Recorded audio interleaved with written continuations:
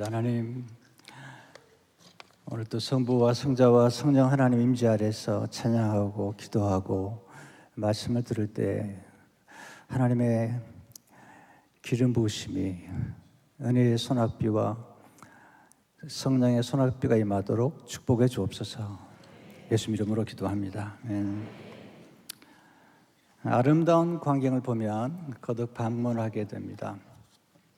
하워드 가드너는 진선미란 책에서 아름다움이란 무엇인가 이렇게 질문을 하고, 아름다움은 거듭 방문하게 만드는 것이다. 다시 방문하고 싶은 충동. 아름다움은 끌림입니다. 매력. 우리가 아름다운 음악이나 또는 예술이나 또는 말씀을 듣거나 그럴 때 우리는 끌리게 되고 또 멈추게 됩니다. 우리를 멈추게 만드는 건 아름다운 것이죠. 사랑의 교회는 아름다운 교회입니다. 제가 4번째 방문했는데 자주 방문하게 된 것 같아요. 사랑의 교회 아름다움은 어디 있는 걸까? 그랜드 캐년에 가보시면 정말 아름답고 경이롭습니다. 내니 나오에는 그랜드 캐년의 아름다움은 그랜드 캐년의 상처에 있다. 그 아름다운 그랜드 캐년의 아름다움은 이 집안이 흔들려서 깊은 상처를 받아서 아름다움을 만들었다고 해내 나오는 말합니다. 저는 사랑의 교회의 아름다움은 이 상처라는 생각이 들어요. 거대한 상처를 이겨낸 아름다움. 그래서 목사님 볼 때마다 불쌍해요. 얼굴이 맛이 갔어요.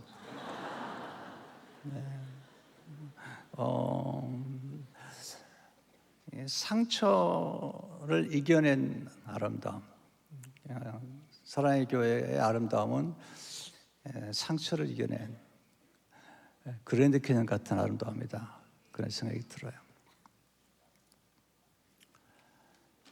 제가 자주 방문하는 성경이 있습니다.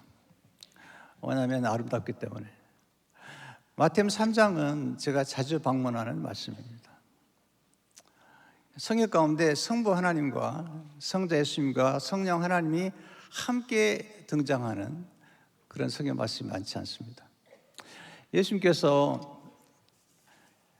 세례 요한에게 세례를 받으셨습니다. 성자 예수님께서. 그때 하늘이 열리면서 비둘기 같은 성령이 예수님 위에 임하게 됩니다.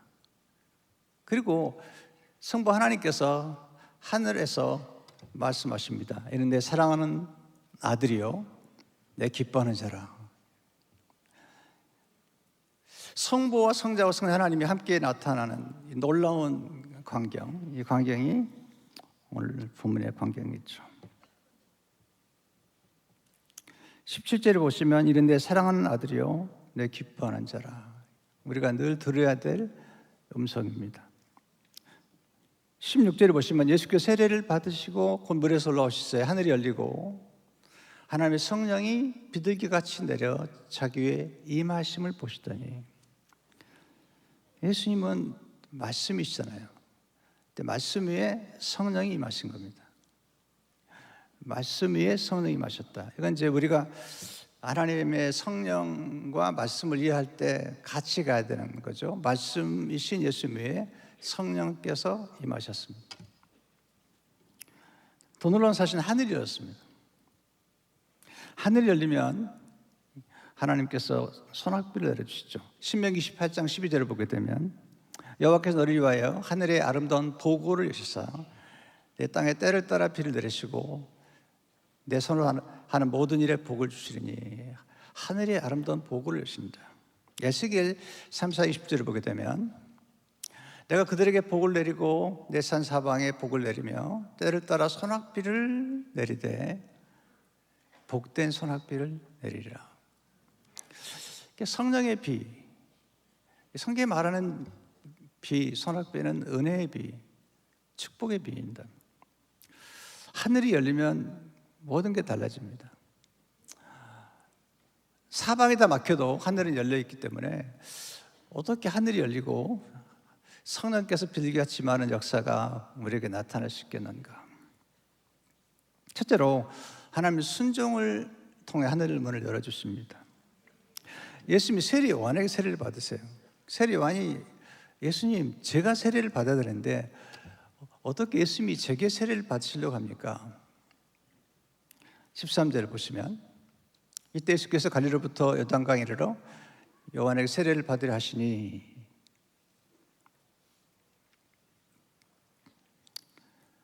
요한이 말려 이르되 내가 당신에게서 세례를 받아야 할 터인데 당신이 내게로 오시나이까. 15절 예수께서 대답하시되 이제 허락하라. 우리가 이와 같이 하여 모든 일을 이루는 것이 합당하니라 하시니 요한이 허락하는지라. 놀라운 말씀이죠. 예수님이 겸손이시죠. 세례를 베푸르셔야 될 분이 세례를 받으신 것입니다. 세례 요한에게 하실 말씀이 그렇게 해야지 우리가 이와 같이 하여, 이 단어가 놀라운, 우리가, 예수님 얼마나 겸손하신지, 우리가 이와 같이 하여 하나님의 의를 이룬다는 것은 하나님의 뜻을 이루는 거고 하나님께 순종하는 것이죠. 세례 요한이 순종하고 예수님이 순종하시면서 하늘의 문이 열리는 것을 보게 됩니다. 예수님께서 십자가를 지시기 전에 먼저 내려오셨거든요. 요단강에 내려가셨습니다.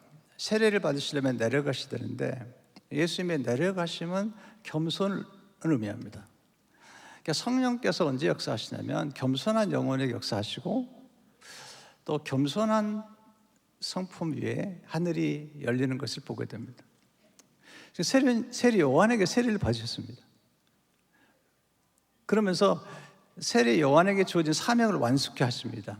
세례 요한에게 준 사명은 예수님의 길을 예비한 건데 예수님의 길을 예비하는 것 중에 가장 중요한 것은 예수님이 세례를 받으심으로 하나님의 뜻에 순종하는 것입니다. 왜 예수님의 세례를 받는 게 중요하냐면 예수님은 세례를 받으실 필요가 전혀 없는 분이십니다. 예수님이 세례를 받으시면 우리 인간과 똑같은 위치로 내려가셔서 예수님께서 우리 인간의 죄의 모습을 안고 세례를 받으시고 그리고 올라오시는 겁니다.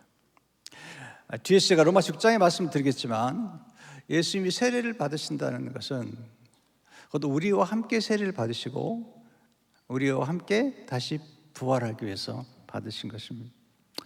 순종은 축복의 비결입니다. 성경을 읽어보십시오. 순종은 구속의 비밀입니다. 예수님께서 죽기까지 복종하셨습니다. 그러니까 순종은 영성의 최고봉이라고 해도 과언이 아니죠. 순종은 사랑의 비결입니다. 사랑받고 사랑하는 비결, 이게 순종의 비결입니다. 순종은 하나님의 사랑 안으로 들어가는 길입니다. 예수님께서 먼저 세례를 받으시면서 하나님의 뜻을 완전히 순종하는 그 자리에 시작하신 것입니다. 두 번째, 하나님은 기도를 통해서 하늘문을 열어주십니다. 누가복음 3장은 마태복음 3장의 사건을 좀 다르게 표현하고 있는데 누가복음 3장 21절을 보게 되면 백성이 다 세례를 받으시고 예수도 세례를 받으시고 기도하실 때에 하늘이 열리며, 우리가 기도할 때 하늘이 열리는 것입니다. 이 기도의 환상을 제일 먼저 받은 사람은 사실은 야곱이죠. 근데 야곱이 받았던 그 광야에서 받던 환상을 예수님께서 나다나엘에게 다시 말씀하시는데 조금 차이가 있습니다. 야곱은 그 사닥다리 위로 천사가 왕래하는데 예수님께서는 인자 위로 천사가 왕래한다. 요한복음 1장 51절을 보시면 또 이르시되 진실로 진실로 너희에게 하늘이 열리고 하나님의 사자들이 인자 위에 오르락내리락 하는 것을 보리라 하시니라. 하나님의 천사들이 인자 위에. 근데 야곱이 받은 환상에는 인자가 없어요. 예수님 오셔서 진짜 환상을 다시 보여주시는데 천사들이 인자 위로. 천사가 하는 일은 뭐냐면 우리가 기도할 때 기도를 가지고 하늘로 올라가요. 그리고 응답을 가지고 내려옵니다. 여기 보시면요, 내리락 오르락이 아니에요. 언제나 오르락 내리락이에요. 기도가 먼저예요. 그리고 내려오는 거잖아요. 근데 구약은 하나님의 천사들이 기도를 가지고 올라갔다 내려오는데 다니엘서도 보면은 가브리엘이 그렇게 일하거든요. 근데 신약 시대는 우리 예수 이름으로 기도하게 돼 있어요. 그래서 우리가 기도하고 예수 이름으로 기도할 때 인자 위로 예수 이름으로 기도할 때 천사가 오르락 하고 내리락 하는 겁니다. 여러분이 천사를 바쁘게 만드는 길은 기도하는 것밖에 없어요. 기도하면 천사가 바쁘게 움직입니다. 지금도 천사가 이 자리에 와 있습니다. 성경에 보시면 예수님이 기도하실 때에 천사가 와서 돕더라 그렇게 말씀하고 있습니다. 하나님께서 우리에게 주신 열쇠 가운데 가장 놀라운 열쇠는 천국 열쇠죠. 마태복음 16장 19절에 보시면 내가 천국 열쇠를 내게 주리니 내가 땅에서 무엇인지 매면 하늘에서 매일 것이요 내가 땅에서 무엇인지 풀면 하늘에서 풀리리라 하시고, 내가 받은 걸 알아야 돼요. 천국 열쇠를 내게 주셨어요. 우리에게. 이건 제자들에게만 주신 게 아니고 우리에게 주신 거죠. 이게 기도의 열쇠거든요. 근데 왜 우리는 기도의 열쇠를 가지고도 기도하지 않는가? 기도의 열쇠, 이 천국 열쇠는 우리가 인식해야만 돼요. 내가 소유하는 것을 인식해야 되죠. 자, 선물이라는 것은 성령도 선물이시고 영생도 선물이시고 천국 열쇠도 선물이죠. 네, 선물은 공짜입니다. 거저 주는 겁니다. 네, 두 번째가 있어요. 중요한데요. 선물은 공짜인데 받아야만 됩니다. 받지 않으면 도로 가져갑니다.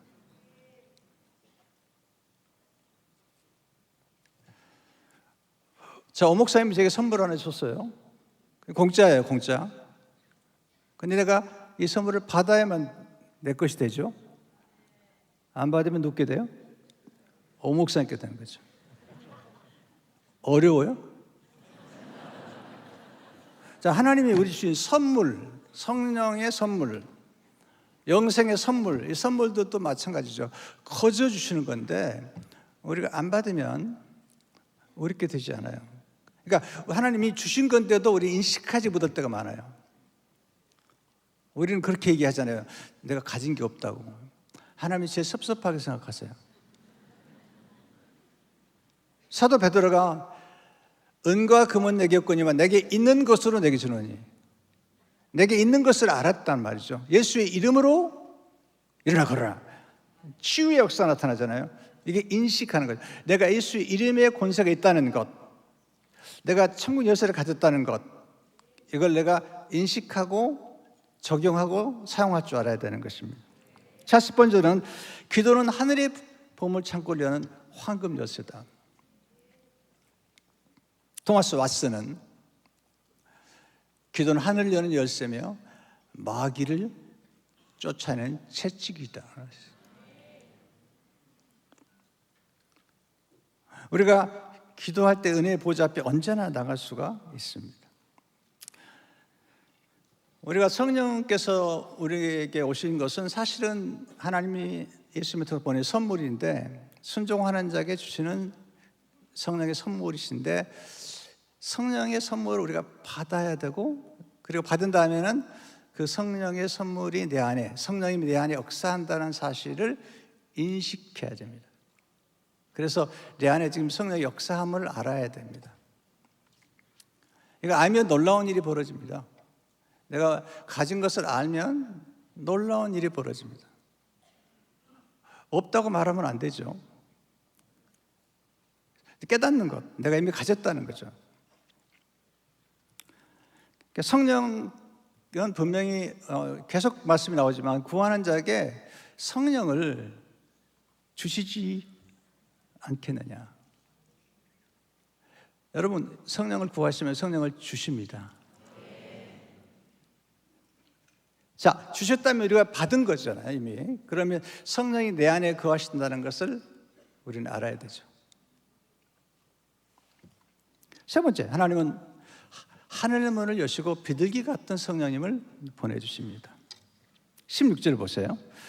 예수께서 세례를 받으시고 또 물에서 올라오시세 하늘이 열리고 하나님의 성령이 비둘기같이 내려 자기 위에 임하심을 보시더니. 하나님의 성령. 그런데 왜 독수리 같은 성령이라고 안 하셨을까? 왜 매 같은 성령이라고 안 하셨을까? 성령이 비둘기 같은 형체로, 누가복음 3장 22절을 보게 되면 성령이 비둘기 같은 형체로 그의 위에 강림하시더니. 이게 구약에서는 성령이 오셨다가 떠났습니다. 근데 예수 위에는 지금 머물고 계시다니. 성령이 강림하시고 예수님이 오신 다음에는 성령께서 우리 안에 내주하시는 거예요. 성령님 역사는 두 가지로 크게 볼 수 있는데, 하나는요, 우리 위에 임하신 성령, upon 성령, 우리 위에, 성령이 내 위에 임하시니 굉장한 능력을 가지고 우리 경험하는 성령이시고, 또 하나는 우리 안에 역사하시는 성령이시죠. 근데 머물러 계시는 거예요, 성령 역사가. 비둘기가 왜 비둘기처럼, 이게 성령을 얘기할 때 비둘기처럼 얘기하실까? 첫째로 비둘기는 새로운 시작을 알려주는 성령의 역사를 의미해요. 새로운 시작. 성령이 역사하면서 교회가 시작되잖아요. 그처럼 성령이 역사하는 건 새로운 시작이 됩니다. 노아 홍수 사건이 있었잖아요. 홍수 심판이 끝났죠. 이제 새로운 시작을 할 때 처음에 까마귀 새를 보냈는데 그냥 돌아오고요. 나중에 비둘기를 보냈더니 비둘기가 뭔가 물고 오죠. 그게 놀라운 일이에요. 창세기 8장 11절을 보시면 저녁 때에 비둘기가 그에게로 돌아왔는데 그 입에 감람나무 새 잎사귀가 있는지라. 이 노아가 땅에 물이 줄어든 줄을 알았으며. 여기서 이 세 가지가 다 중요해요. 첫째, 비둘기가 왜 이 노아 홍수 사건 마지막에 등장할까? 이 비둘기는 영적으로 보면 성령의 역사예요. 성령께서, 사실 성경 전체가 많은 부분이 상징과 이미지, 그리고 비유, 은유로 되어 있습니다. 그 중에 하나가 비둘기인데, 노아 홍수가 끝났다, 심판이 끝났다는 걸 보여주는 게 비둘기인데, 비둘기는 성령을 의미하고요. 또 하나는 감람나무 새 잎사귀인데, 이 감람나무가 의미하는 게 뭐냐면, 이것도 성령의 기름 부으심이시죠. 구약에 보면 모든 제사를 드릴 때마다, 그리고 기름 부을 때마다 사용했던 기름이 감람나무 기름이죠. 또 신약과 구약에 보게 되면 참 감람나무를 얘기하는데 그분은 예수님이시죠. 예수님께서 참 감람나무가 되시고, 그리고 예수님께서 우리에게 그 기름 부으심 우리에게 계속 공급해 주신 분이 예수님이신데, 감람나무에서 나온 기름이 곧 성령의 기름 부으심으로 구약에 보게 되면 계속 등장하고 있는 것을 보게 됩니다.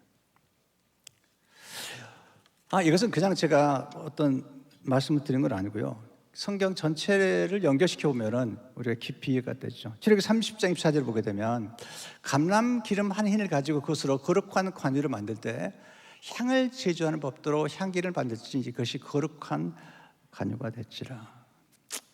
구약에서 세 종류의 사람에게 특별히 기름을 붓는데 왕과 제사장과 선지자죠.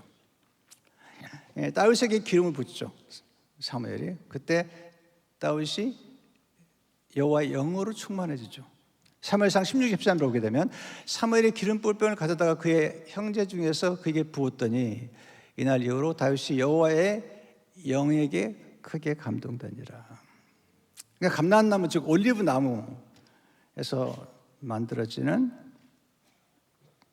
기름. 이 기름이 신약성경에서 이제 성령의 기름으로 역사가 나타나죠. 그래서 예수 믿는 우리들은 이미 다 이 성령의 기름 부으심을 받았죠. 고린도서 1장 10절을 보게 되면 우리에게 기름을 부으신 이는 하나님이시니. 요한일서 2장 10절을 보게 되면 너희는 거룩하신 자에게서 기름 부음을 받고 모든 것을 아느니라. 자, 우리가 오늘 성령을 받았느냐라는 이 큰 주제 앞에서 이미 성령을 받고도 인식하지 못한다면 이게 더 슬픈 일이거든요. 제가 아는 한 분은 아이를 잉태했는데 거의 7개월이 되도록 임신한지는 몰랐어요.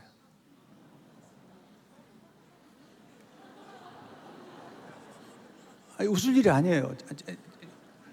본인은 그냥 좀 살이 쪄서 그런 줄 알았던 거예요.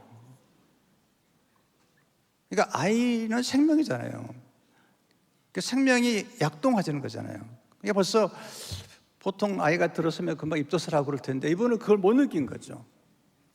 그러니까 아이를 잉태하고도 인식하지 못한 거기 때문에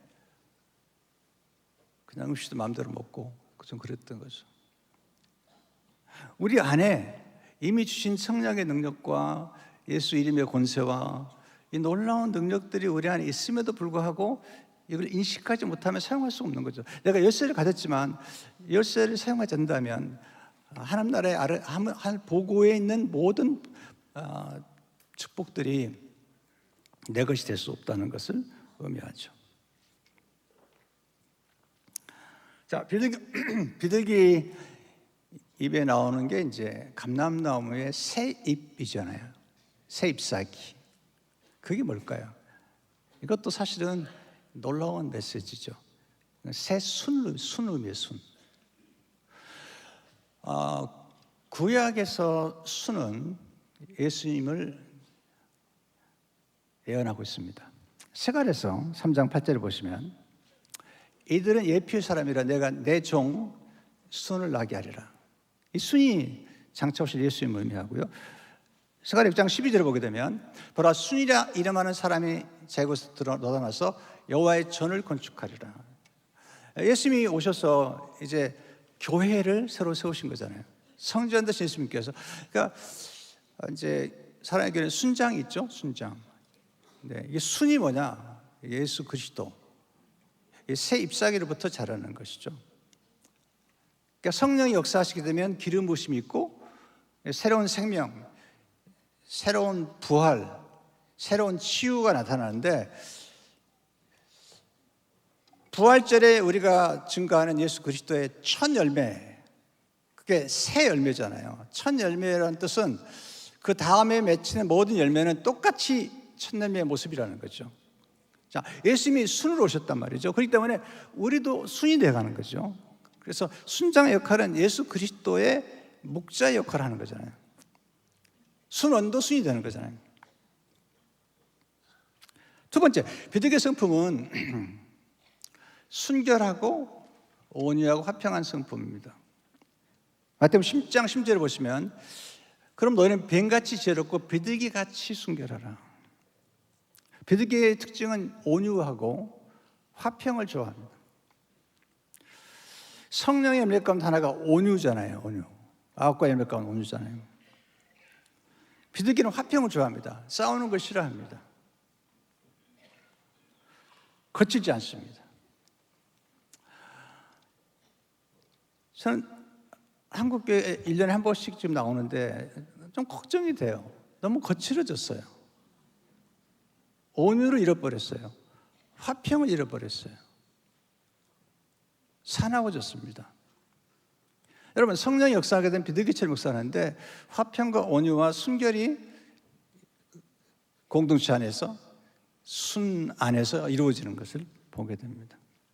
십자가는 화평의 십자가고 그리고 화목의 십자가입니다. 십자가는 아름답다고 얘기하죠. 왜냐하면 십자가에서 받은 예수님의 상처 때문에 그렇죠. 우린 부활의 영광을 좋아하지만 십자가를 사랑합니다. 왜냐하면 십자가에서 우리 위해서 흘리신 피, 그 상처, 받은 상처가 우리를 치유하기 때문이죠. 상처가 없이는 치유가 없습니다. 상처가 없이는 피도 그리고 생수도 없습니다. 예수님의 몸에서 일어나는 상처 때문에 예수님의 보혈, 그것은 짐승의 보혈이 아니에요. 짐승의 피가 아니에요.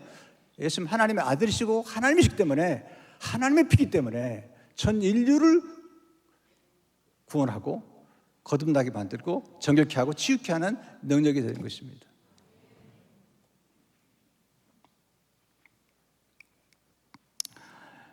세 번째가 중요한데요, 비둘기의 마음은 진심과 전심입니다. 좀 들어본 것 같지 않아요? 저는 오래전에 아가서를 강의한 적이 있는데, 아가서는 사랑하는 사람을 얘기할 때 비둘기라고 말하고요, 그리고 사랑하는 사람을 얘기할 때 비둘기의 눈, 그것도 약간 감추인 눈을 얘기하는데, 아가서 1장 15절을 보게 되면 내 사랑하는 너는 어여쁘고 예쁘다. 내 눈이 비둘기 같구나. 이렇게 얘기하잖아요. 내 눈이 매눈 같구나. 그렇게 얘기하잖아요.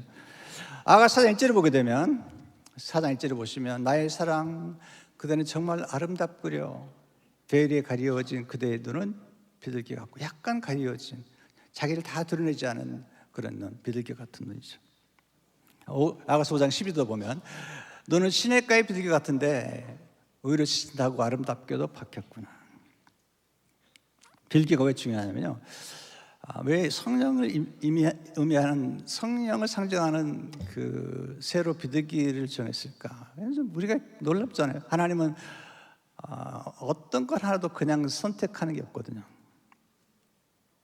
비둘기는 평생 한 마리의 배우자만 짝을 맺는다고 합니다. 일숙일조. 그래서 비둘기의 마음은 진심입니다. 진심. 변치 않는 마음. 아가스의 신랑이 신부를 향해서 비둘기라고 말하는 것은 진심 때문에 그렇죠. 비둘기의 마음은 전심입니다. 전심. 비둘기는 이 생물학적으로 독특한 눈을 가졌는데, 이 비둘기는 주변의 여러 사물을 산만하게 보지 못하고 한 번에 한 가지 대상만 보게 돼 있어요. 때문에 오직 사랑하는 대상만 보게 돼 있어요. 이게 전심인 거죠. 비둘기는 눈이 온유해요. 이 사랑스러운 사람의 눈은 대부분 온유해요. 매눈이 아니에요. 비둘기 눈은 약간 멍청한 눈이에요. 이렇게. 봐도 못 본 척하고 뭐 그런 눈이죠. 어떤 목사님이 자기 교회 두 부부를 보았는데 너무 놀라운 거예요. 한 부부는 남편이 뭐 이렇게 백화점에 가면 같이 갔다가 예쁜 여자가 보면 고개가 돌아가는 거예요. 고개가 돌아가요.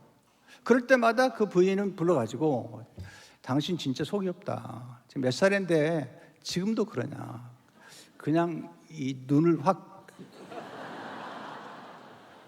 이 부분 이런 거예요. 눈을 확 그냥.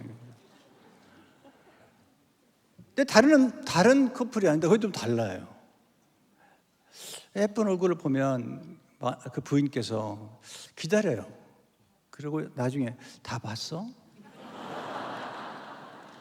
목사님 너무 놀란 거예요. 왜냐하면 똑같은 상황인데 어떤 분은 그냥 눈을 막 이러겠다 그러고 어떤 분은 그냥 다 봤냐고 그러는 거죠. 그래서 목사님이 어떻게 그럴 수 있냐 그랬더니, 목사님 저도 잘생긴 남자를 보면 좀 눈이 돌아가거든요. 물론 사실 눈이 돌아가면 안 되죠. 근데 남자들은 그렇게 만들어놨어요. 영성과 관계가 없어요. 그냥 예쁜 게 보면 돌아가게 되는데 그걸 어떻게 하겠습니까? 잘한다는 건 아니에요. 그러나 여러분 이해하시라는 얘기지. 남자는 그렇게 만들어져요. 시각적이고 만들어져요. 근데 성령께서 역사하게 되면 사람이 바뀌죠. 그래서 한 눈을 가지고 보게 되죠. 비둘기 눈. 오직 주님만 바라보는 눈. 그러니까 성령을 받게 되면 오직 주님을 바라보는 눈이 생기게 됩니다. 오정희 목사님의 책 원전을 보면 이 진심과 전심을 강조해요. 사람에게는 진심, 하나님께는 전심 목회. 그리고 그 다음에 이렇게 써요. 사람에게는 전심으로, 하나님께 전심으로는 온전한 마음, 온전한 믿음에 대해 하나님께서 천둥처럼 응답하신 축복이었다. 하여튼 표현도 천둥이 또 뭐야. 천둥처럼 응답하시고 온전함의 사에게 물꼬를 튼 것이다. 할렐루야. 그러고 보니까 성령의 역사예요. 비둘기 같은 성령이 아니면 진심과 전심이 있을 수가 없는 거죠. 제가 뭐 이렇게 잘 보이려고 이렇게 한 게 아니에요. 여러분 오해하지 마세요. 저도 이제 나이가 들었습니다. 뭐 그럴 나이는 아니지 않습니까? 다만 이제 비둘기 연구하다 보니까 진심이라고 전심이 나왔다는 것이지. 이렇게 또 얘기하면 아신다. 마지막 하늘문 열릴 때 하나님 아버지의 음성을 듣게 되죠. 17절에 보세요. 하늘로부터 소리가 있어 말씀하실 때 이는 내 사랑하는 아들이요 내 기뻐하는 자라 하시니라. 하나님 아버지가 들려진 음성입니다. 그래서 예수님의 정체성, 예수님 누군가를 말씀하고 있는 거야. 예수님은 하나님의 사랑하는 아들이요 기뻐하는 자라. 왜 중요할까요? 이게 중요하거든요. 여러분들이 똑같이 음성을 들어야 되는데 여러분 똑같이 예수님에게 주신 음성을 하나님이 여러분이 주시는 거예요. 근데 이 음성을 왜 들어야 되냐면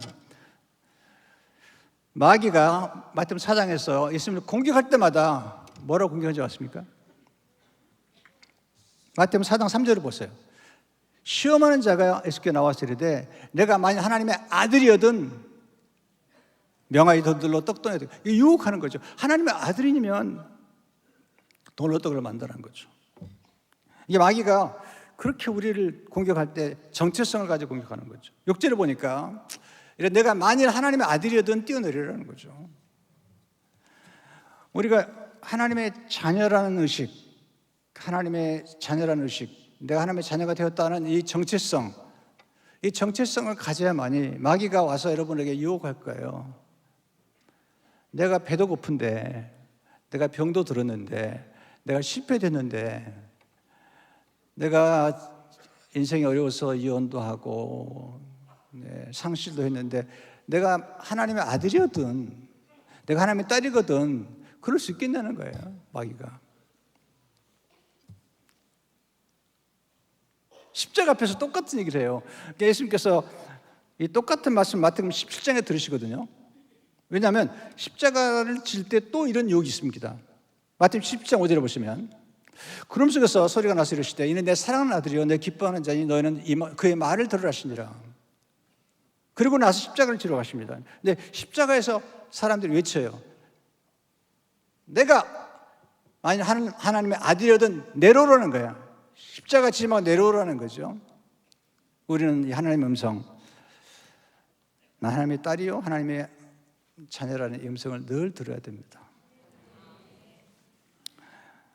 결론을 말씀드리겠습니다. 예수님과 함께 세례를 받은 우리에게는 비둘기 같은 성령님이 함께 하십니다. 왜 예수님이 세례를 받으셨을까요? 이 비밀이 로마서 10장 3절에 나와요. 무릇 그리스도 예수 합하여 세례를 받은 우리는 그의 죽으심과 합하여 세례를 받은 줄 알지 못하느냐. 8절 만일 우리가 그리스도와 함께 죽었으면 또한 그와 함께 살 줄을 믿노니. 그러니까 예수님이 세례를 받으신 것은 우리 때문이죠. 그리고 예수를 믿는 순간 우리는 예수님과 함께 세례를 받고 그리고 물에서 올라올 때 성령이 임하신 것처럼 이제 우리에게 성령이 임하신 거죠. 이게 로마서 8장 15절 16절의 말씀이죠. 너희가 다시 무서워하는 종형을 받지 아니하고 양자형을 받았으므로 우리가 아빠 아버지라고 부르짖느니라. 성령이 친히 우리 영과 더불어 우리가 하나님의 자녀인 것을 증언하시나니. 아빠 아버지. 이 말씀이 제게 너무너무 도움이 됐어요. 제가 처음에 예수 믿고 정말 성령 체험하고 그런 제 체험 얘기를 하고 싶지는 않아요. 근데 그런 은을 체험하고 내가 가끔 사탄이 욕을 하죠. 근데 이 말씀을 알았습니다. 내가 하나님을 아버지라고 부르면 내 안에 성령이 계시다. 하나님 내가 아버지라고 부른다면, 만약 어떤 분이 하나님을 아저씨라고 부른다면 안 돼요. 하나님의 아버지라고 부른다면 이미 성령이 그 안에 계신 거예요.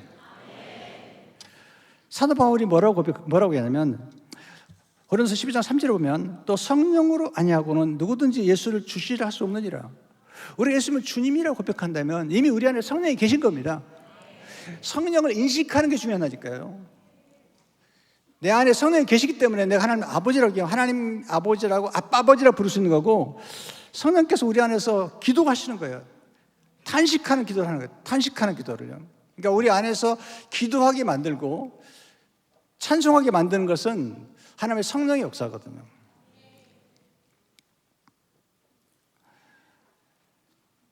저는 궁금했거든요. 비둘기는 기도하는가?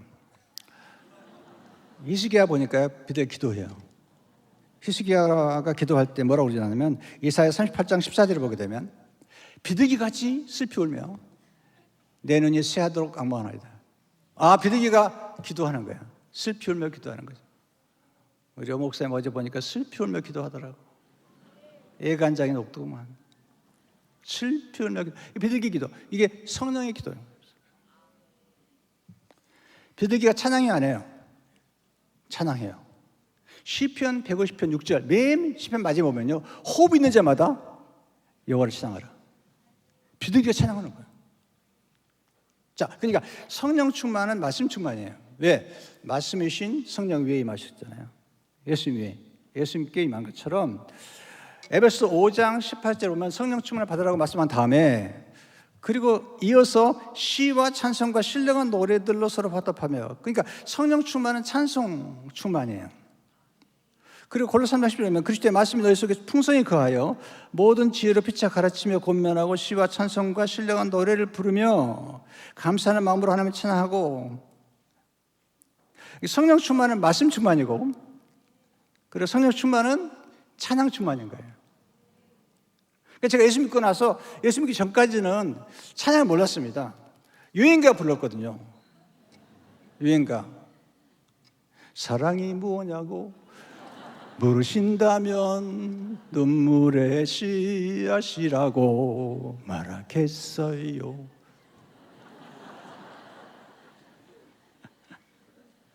네. 근데 예수 믿고 나니까 새로운 찬양을 부르게 된 거죠. 보혈 찬양을 부르고 성가를 부르게 되고, 성령께서 역사하실 때 새로운 찬양이 우리에게 주어지는 것입니다. 근데 왜 예수님께서 태어나신 다음에 예수 부모님이 제물을 드리는데 비둘기를 드려요? 누가복음 2장 24절 보세요. 또 주의 율법에 말씀하시는 산 비둘기 한 쌍이나 혹은 어린 집 비둘기 둘로 제사하려 함이더라. 그러니까 정결례, 여인이 40일이 지나야지 이제 정결례를 지내는 거죠. 그때 와서 제물을 드리는데 비둘기로 제물을 드려요. 왠지 아세요? 가장 가난한 사람이 누구나 드릴 수 있는 제물이 비둘기이기 때문이죠.